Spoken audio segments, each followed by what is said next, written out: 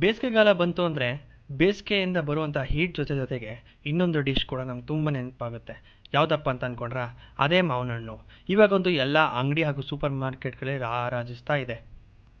ಇಂತಹ ಮಾವಿನ ಹಣ್ಣಲ್ಲಿ ತುಂಬ ರೀತಿಯಾದಂಥ ಅಡುಗೆಗಳಿದ್ದಾವೆ. ಹೌದು, ಅದಂತೂ ನಿಜ. ಇನ್ನು ಬಜ್ಜಿ ಬೋಂಡ ಅಂತ ಬಂದರೆ ಆಲೂಗಡ್ಡೆ, ಮೆಣಸಿನ್ಕಾಯಿ ಹಾಗೂ ಇನ್ನೂ ಬೇರೆ ಬೇರೆ ತರಕಾರಿಗಳು ಕೂಡ ನಾವು ಮಾಡಿರ್ತೀವಿ. ಹಾಗಾದರೆ ಬನ್ನಿ, ಇವತ್ತಿನ ರೆಸಿಪಿ ಏನು ಅಂತ ಹೇಳಿಬಿಡ್ತೀನಿ. ಅದೇ ಮಾವಿನಕಾಯಿ ಬಜ್ಜಿ.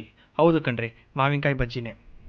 ಇದೇನಪ್ಪ ಇದು, ಮಾವಿನಕಾಯಲ್ಲಿ ಹೇಗೆ ಬಜ್ಜಿ ಮಾಡ್ತಾರೆ ಅಂತ ಅಂದ್ಕೊಂಡ್ರಾ, ಅಥವಾ ಮುಂಚೆ ಯಾರೋ ತಿಂದಿರೋರು ಇದ್ದೀರಾ? ಹೌದು, ಎರಡೂ ಕೂಡ ಆಗಿರ್ಬೋದಲ್ವಾ? ಹಾಗಾದರೆ ಬನ್ನಿ, ರೆಸಿಪಿ ನೋಡೇ ಬಿಡೋಣ ಏನೇನು ಮಾಡೋದು ಅಂತ.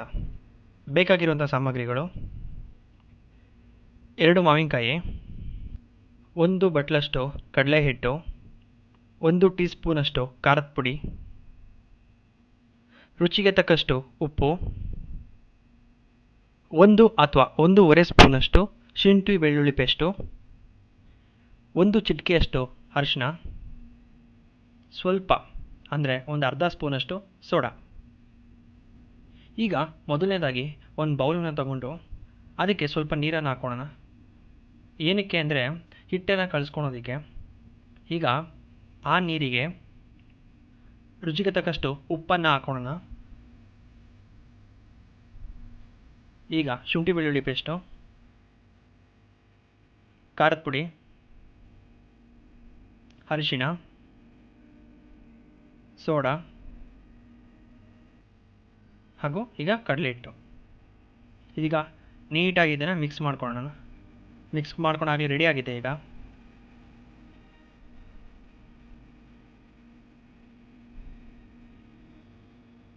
ಓಕೆ, ಈಗ ಮಿಕ್ಸ್ ಮಾಡ್ಕೊಂಡಿದ ನಂತರ ಹೇಗೆ ನಾವು ಬಾಳೆಕಾಯಿ ಅಥವಾ ಆಲೂಗಡ್ಡೆ ಬೋಂಡ ಮಾಡಬೇಕಾದ್ರೆ ಹೇಗೆ ಅದನ್ನು ಅದ್ದಿ ತೆಗಿತೀವೋ ಅದೇ ಥರನೇ ಕರಿಯೋದಕ್ಕಿಂತ ಮುಂಚೆ ಮುಖ್ಯವಾಗಿ ಬಾಣಲೆಯನ್ನು ಇಟ್ಟು ಕರಿಯೋದಕ್ಕೆ ಸಾಕಾಗೋಷ್ಟು ಎಣ್ಣೆನ ಬಿಸಿ ಮಾಡ್ಕೊಳ್ಳೋಣ. ಈಗ ಎಣ್ಣೆ ಬಿಸಿ ಆಗಿದೆ. ಹಾಗಾದರೆ ಬನ್ನಿ, ಮಾವಿನಕಾಯಿನ ನೀಟಾಗಿ ನಾವು ಕಲಸಿರುವಂತಹ ಕಡಲೆ ಹಿಟ್ಟು ಅದರಲ್ಲಿ ಡಿಪ್ ಮಾಡಿ ಎಣ್ಣೆ ಒಳಗಡೆ ಬಿಡೋಣ. ಈಗ ಎಣ್ಣೆ ಒಳಗಡೆ ಬಿಟ್ಟಿದ್ದೀವಿ, ನೀಟಾಗಿ ಕರಿತದೆ. ಅದು ಬೋತ್ ಸೈಡ್, ಮೇಲೆ ಅಥವಾ ಕೆಳಗಡೆ ಎರಡೂ ಕೂಡ ನೀಟಾಗಿ ಕರೆದಿರಬೇಕು. ಆ ಕಲರ್ ಸ್ವಲ್ಪ ಚೇಂಜ್ ಆಗಿರಬೇಕು. ಜಾಸ್ತಿ ಕರೆದು ಸೀದೋಗೋ ಥರ ಇದ್ದರೆ ಟೇಸ್ಟ್ ಹಾಳಾಗುತ್ತೆ. ಹಾಗಂತ ಕಮ್ಮಿ ಕರೆದ್ರೂ ಕೂಡ ಟೇಸ್ಟ್ ಇರೋದಿಲ್ಲ. ಆದ್ದರಿಂದ ಒಂದು ಮೀಡಿಯಮ್ ಫ್ಲೇಮಲ್ಲಿ ಸರಿಯಾದ ಹಂತದಲ್ಲಿ ನಾವು ಕರಿಬೇಕು. ನೋಡಿ, ಈ ಥರ ಗೋಲ್ಡನ್ ಕಲರ್ ಬರಬೇಕು.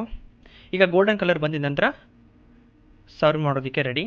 ಹಾಗೂ ನೀವು ಕೂಡ ಇದನ್ನು ಟ್ರೈ ಮಾಡಿದ್ರೆ ನೀವು ಕೂಡ ಇದಕ್ಕೆ ಫ್ಯಾನ್ ಆಗ್ತೀರಾ. ನಿಮ್ಮ ನೆಚ್ಚಿನ ಹಾಗೂ ನನ್ನ ನೆಚ್ಚಿನ ಮಾವಿನಕಾಯಿ ಬಜ್ಜಿ ರೆಡಿ. ಸ್ನೇಹಿತರೆ, ಇದಿಷ್ಟು ಇವತ್ತಿನ ರೆಸಿಪಿ ಮಾವಿನಕಾಯಿ ಬಜ್ಜಿ. ಈ ಬೇಸಿಗೆಗೆ ಈ ಮಾವಿನಕಾಯಿ ಅಂತೂ ತುಂಬ ಡಿಮ್ಯಾಂಡ್ ಇರುತ್ತೆ, ಯಾಕಂದರೆ ಇದು ಮಾವಿನಕಾಯಿ ಸೀಸನ್ ಕೂಡ ಹೌದಲ್ವಾ? ಅದಕ್ಕೋಸ್ಕರ ಈ ಟೈಮಲ್ಲಿ ಮಾವಿನಕಾಯಿ ಬಜ್ಜಿನ ಮಾಡಿ ತಿನ್ನೋದು ಇನ್ನೂ ಕೂಡ ಡಬಲ್ ಖುಷಿ ಕೊಡುತ್ತೆ. ಆದ್ದರಿಂದ ನೀವು ಕೂಡ ಇದನ್ನೆಲ್ಲ ಮನೆ ಟ್ರೈ ಮಾಡ್ತೀರಿ ಅಂತ ಅಂದ್ಕೊತೀವಿ. ಇದಿಷ್ಟು ನಮ್ಮ ನಾಡಪಾಕ ಯೂಟ್ಯೂಬ್ ಚಾನಲಿಂದ ಈ ಅಡುಗೆ ರೆಸಿಪಿ. ನೀವೇನಾದರೂ ನಮ್ಮ ಚಾನಲ್ ಸಬ್ಸ್ಕ್ರೈಬ್ ಮಾಡಿದ್ರೆ ದಯವಿಟ್ಟು ಸಬ್ಸ್ಕ್ರೈಬ್ ಮಾಡಿಕೊಳ್ಳಿ ಹಾಗೂ ಶೇರ್ ಲೈಕನ್ನು ಮಾಡಿ. ಮುಂದಿನ ವೀಡಿಯೋದಲ್ಲಿ ಬೇರೊಂದು ರೆಸಿಪಿ ಜೊತೆ ಪಟಾಪಟ್ ಅಂತ ಕ್ವಿಕ್ ಆ್ಯಂಡ್ ಫಾಸ್ಟಾಗಿ ಮಾಡುವಂತಹ ಅಡುಗೆ ರೆಸಿಪಿ ಜೊತೆಗೆ ನಾನು ನಿಮ್ಮ ಮುಂದಕ್ಕೆ ಬರ್ತೀನಿ. Thank you.